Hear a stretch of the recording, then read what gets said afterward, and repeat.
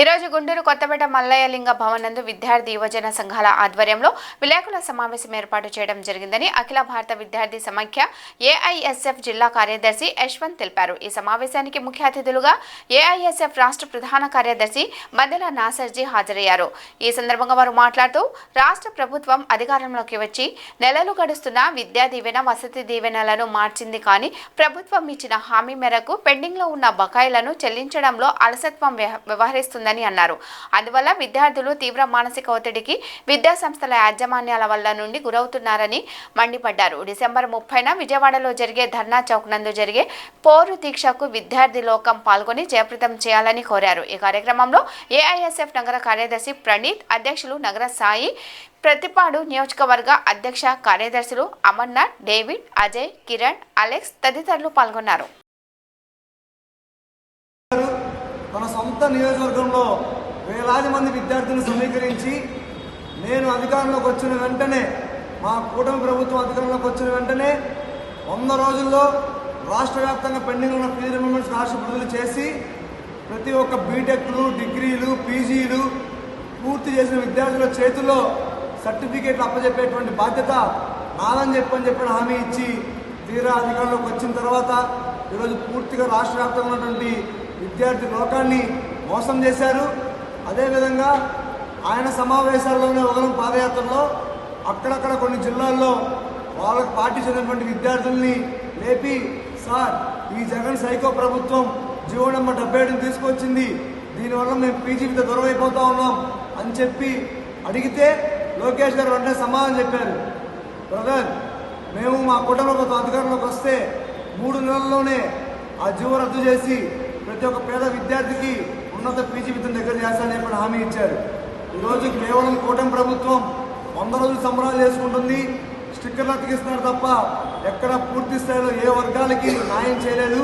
ప్రధానంగా అధికారంలోకి వచ్చిన తర్వాత నారా లోకేష్ గారు విద్యాశాఖ మంత్రిగా బాధ్యత తీసుకున్న తర్వాత రేపు విజయవాడలో విద్యార్థి యువజన సంఘాల ఆధ్వర్యంలో పోరు దీక్ష జరగబోతా ఉన్నది.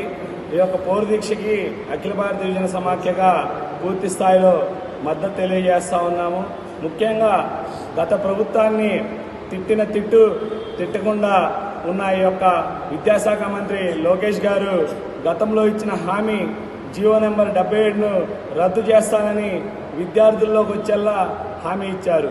హామీ ఇచ్చి 100 రోజుల్లోనే రద్దు చేస్తామని చెప్పి ఈనాడు దాదాపు 200 రోజులు కావస్తా ఉన్నాయి.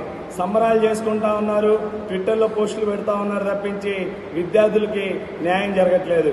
అదేవిధంగా దాదాపు 4,000 కోట్ల రూపాయల స్కాలర్షిప్ కానివ్వండి, ఫీజు రియంబర్స్మెంట్ కానివ్వండి విద్యార్థులు అడుగుతూ ఉంటే దాని మీద పొంతన సమాధానాలు లేకుండా మన విద్యాశాఖ మంత్రి లోకేష్ గారు దీని మీద స్పష్టమైన హామీ ఇవ్వటం లేదు.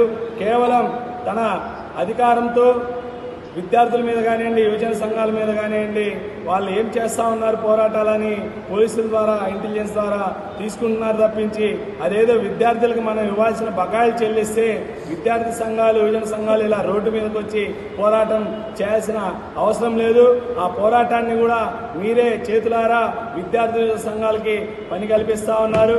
ఖచ్చితంగా ఏదైతే కూటమి ప్రభుత్వం అధికారంలో రాకముందు ఒక మాట, అధికారంలోకి వచ్చాక మరొక మాటలాగా మారుస్తూ ఈ రాష్ట్రంలో ఉన్న విద్యార్థి లోకం కూడా మొత్తం భావిస్తూ ఉంది.